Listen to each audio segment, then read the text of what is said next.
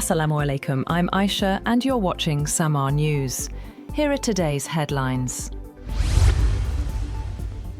President Donald Trump has defended his record and touted what he called major achievements, despite sliding approval ratings. Speaking at a rapid pace in a rare evening address from the White House, Trump claimed the economy had turned around, announced a cash payment for service members, and promised action on housing, energy, and drug prices, offering few new policy details.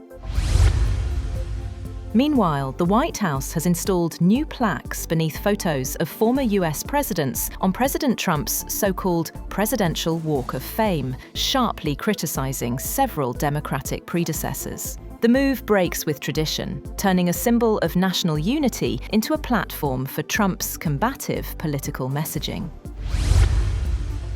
Pakistan's Foreign Office has dismissed reports of an upcoming visit by Chief of Defence Forces Asim Munir to Washington. The spokesperson said there is no confirmed information regarding any visit by Chief of Defence Forces and Army Chief Field Marshal Asim Munir to Washington. Rejecting a Reuters report, the spokesperson said the claim was incorrect.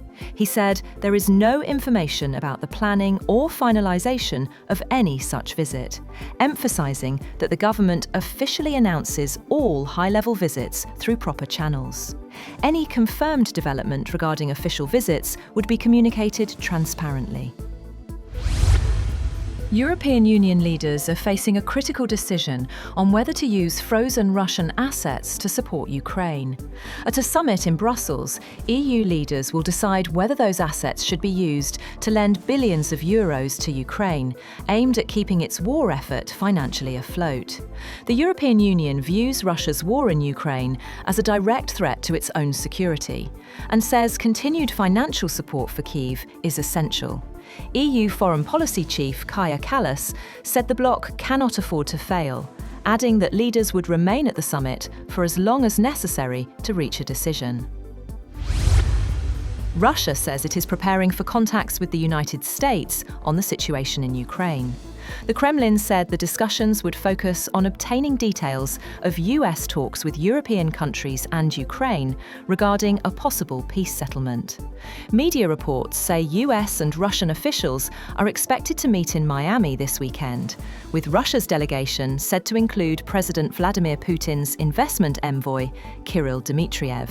Kremlin spokesperson Dmitry Peskov confirmed that contacts with the United States are planned, but did not comment further on the reported venue or timing.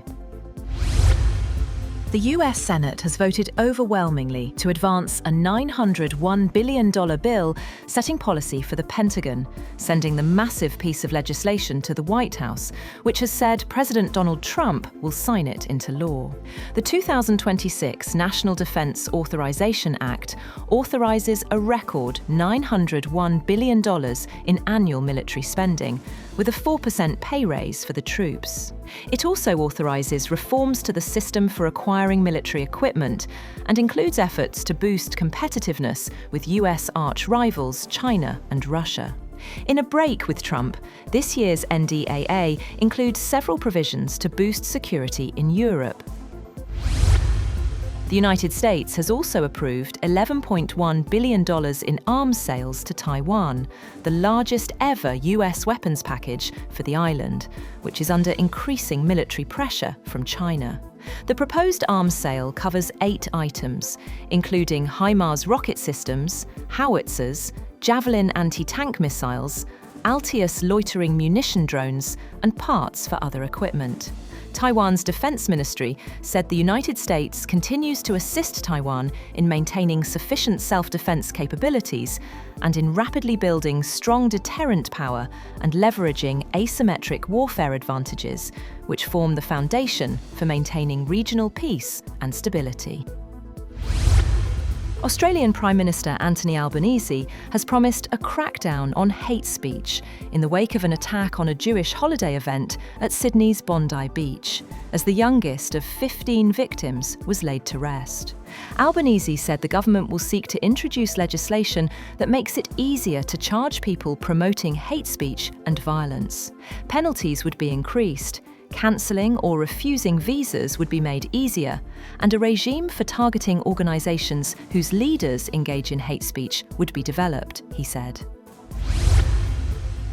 French, Saudi and US officials have met Lebanon's army chief in Paris to push forward a roadmap aimed at disarming Hezbollah. The talks were focused on documenting the Lebanese army's efforts and strengthening the ceasefire mechanism agreed after last year's Israel-Hezbollah fighting.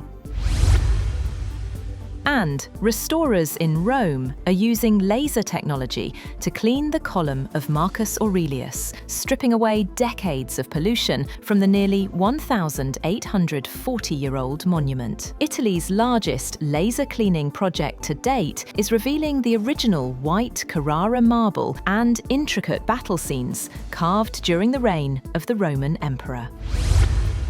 That's all for now. For more updates, visit www.samaa.tv.